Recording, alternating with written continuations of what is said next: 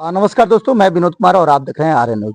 अभी मैं एक ऐसे व्यक्ति के पास मौजूद हूं जो अपने सामाजिक कार्य और अपने कामों के प्रति काफ़ी सजग रहते हैं। लेकिन दोस्तों, अभी कुछ दिन पहले कुशीनगर जिला से एक हिस्ट्री सीटर का लिस्ट जो जारी हुआ, वो लगभग 35 लोगों का था। उसी में एक नाम है रणविजय दुबे। और इस व्यक्ति को कैसे फंसाया गया, उसमें हम यूं कहें कि प्रशासनिक लापरवाही रही या फिर पुलिस की मिलीभगत रही या फिर वजह क्या रहा, ये तमाम जांच का विषय है। ये हम डिसाइड तो नहीं करते हैं, लेकिन जो अभी प्रेजेंट टाइम में या मौजूदा समय में जो चल रहा है उसके आधार पे हम बात कर रहे हैं। तो आइए हम जानने का प्रयास करेंगे रणविजय दुबे जी से कि आखिर में ये इनके साथ घटना कैसे घटी और क्यों घटी। क्या घटना थी आपका? सर, मेरा घटना ये है कि संजीव गुप्ता का एक प्लाट है उदान टोला में, जिसको उन्होंने इकरारनामा किया मुझे बेचने के लिए। 2017 में इकरारनामा किया, 17, 18, 19, 20 लगातार इकरारनामा किया। हर साल वो 10 लाख रुपए की अमाउंट लेते रहे। शुरू में उन्होंने अमाउंट जो लिया वो खाते में लिया, फिर खाते के बाद दूसरी अमाउंट, तीसरी अमाउंट वो लगातार मुझसे नगद के रूप में लेते गए और बैनामा करते रहे। कुछ दिन बाद जब 2020 आया तो उस समय भी वो बैनामा किए हैं, 2021 में भी बैनामा किए हैं। लेकिन उस समय कोरोना काल था और लोगों ने काफ़ी पैसा दिया था और उनके पास काफ़ी पैसा मेरा जमा हो गया, लोगों का और मेरा।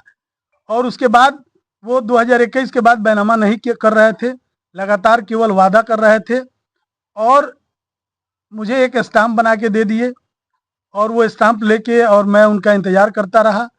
अंतिम में मैं जब कहा कि आप बैनामा क्यों नहीं कर रहे हैं, तो उन्होंने कहा कि आपके इकरारनामा के हिसाब से हमारे भाई बैनामा कर रहे हैं ना, आपको कोई दिक्कत नहीं होना चाहिए।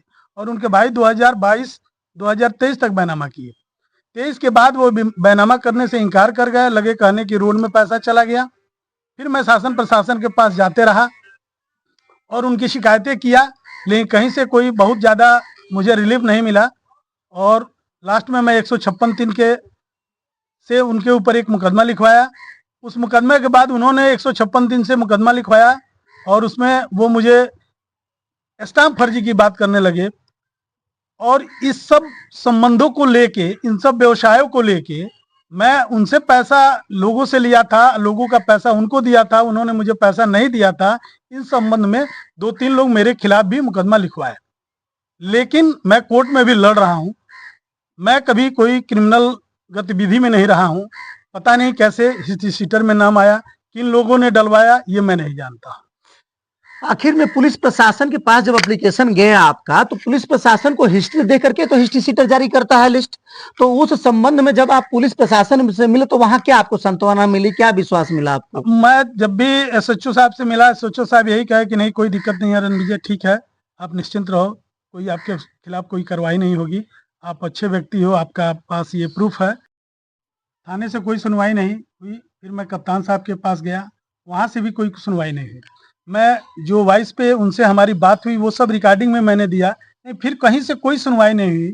फिर मैं न्यायालय के पास गया और न्यायालय के शरण में मुकदमा चल रहा है और उस पर डेट लग रहा है और बहस हो रही है। आप जब थाने में गए, जिला पे गए, जिला एसपी से मिले, तो फिर इस संबंध में आखिर में एसपी महोदय या फिर यूं कहें कि थाने के जो थानेदार थे एसएचओ साहब, उन्होंने कार्रवाई क्यों नहीं की?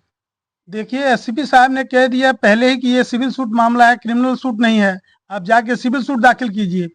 और थाने पे आने पे ये कहते कि नहीं कोई कार्रवाई नहीं होगा इसमें, आप कोर्ट का शरण लीजिए। और उसके पक्ष में मेरे खिलाफ मुकदमा दर्ज कराना शुरू हो गया। क्यों हुआ, कैसे हुआ, आखिर में इतना आसान कैसे हो, आसानी से एक व्यक्ति कैसे कर सकता है? देखिए, उन्होंने पहला मुकदमा कराया जिसमें मैं एंटीसिपेटरी बेल के लिए दाखिल किया, तो जज महोदय ने हम लोगों के बीच मीडिएशन के लिए एक समय रख दिया कि आप लोग दोनों लोग आपस में समझ लीजिए, क्योंकि मामला पैसे रुपये का है। और उसमें संजीव गुप्ता आए लेकिन बात मानने से इनकार कर गए। उनके छोटे भाई ने कहा कोई बात नहीं, आप बाद में मुझे फ़ोन कर लीजिएगा। मैं बाद में एक बार फ़ोन किया यह जानने के लिए कि आपने क्या किया है, तब तक ये मेरा बैनर पोस्टर लगवा रहे थे कि मैं अपराधी हूँ और इसी के लिए मैं फ़ोन किया था। तो इस नाम पे भी इन्होंने मेरे ऊपर मुकदमा दर्ज करवा दिया।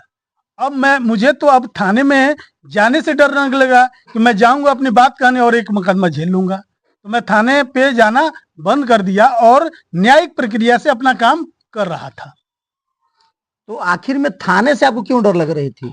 अब मैं जब जा रहा हूँ तो एक मुकदमा झेल रहा हूँ, तो जब ये मेरे ऊपर मुकदमा लग रहा है, मैं यह देख रहा हूँ कि उसका कारण क्या है कि थाने में उन्होंने 50 लाख का काम कराया है, थानेदार उनके अधीन है। कप्तान साहब की बात कर रहे हैं तो ये मुझे फोन करके पहले ही बता चुके हैं कि कप्तान साहब की बाउंड्री वाल कराया हूँ, 2 लाख का ये वाल कराया हूँ, 5 समरसीमर लगाया हूँ। तो वहां से मैं डरने लगा कि आदमी पैसा देके इतना थाने और प्रशासन को घेर रखा है। अब मैं देख भी रहा हूँ कि मेरी बात कोई सुनी नहीं जा रही है, मेरे खिलाफ तड़ाक दे मुकदमा हो जा रहा है और दूसरे से भी करवा दिया जा रहा है और उसकी बात सारी सुनी जा रही है। जबकि वह व्यक्ति, मैं जब उसके विषय में खंगालने लगा, वह व्यक्ति के खिलाफ 14 मुकदमा लगभग है, जिसमें बलात्कार का भी है, चोरी का भी है, डकैती का भी है, जाल फरेबी का भी है।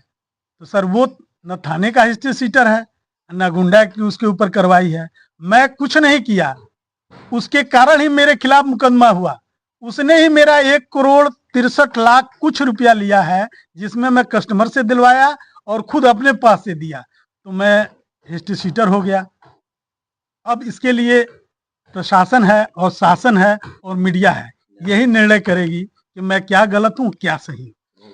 आप सुन रहे थे रणविजय दुबे जी को, और यहाँ पे मुद्दे की बात यह है दोस्तों कि तमाम वीडियो इनके साथ साथ संजीव गुप्ता जी का भी रिकॉर्ड जो है, या वॉइस रिकॉर्ड कहें या ऑडियो कहें, यूं वायरल चल रहा है। और उन तमाम वायरल में स्पष्ट सुना जा सकता है कि एक दूसरे को के साथ गाली गलौज किया जा रहा है, एक दूसरे को बदनाम किया जा रहा है। लेकिन आखिर में एक और न्यूज है उसके साथ कि हिस्ट्री सीटर जो लगी हुई है उसमें रणविजय दुबे का हो या फिर यूं कहें कि संजय गुप्ता का हो, तो दोनों की अगर हिस्ट्री देखी जा रही है तो कहीं ना कहीं संजय गुप्ता के ऊपर आपराधिक मामले ज्यादा हैं, लेकिन संजीव गुप्ता के साथ पास या साथ यूं कहें कि कोई भी बड़ी हिस्ट्री या फिर बड़ी लिस्ट में नाम नहीं है। लेकिन एक व्यक्ति जो सामाजिक कार्य करते हुए अपनी ईमानदारी से काम कर रहा है और उसका नाम कुशीनगर जिले के हिस्ट्री सीटर में सबसे नीचे के क्रम से दूसरा या चौथा नंबर पे आता है। आखिर में क्यों?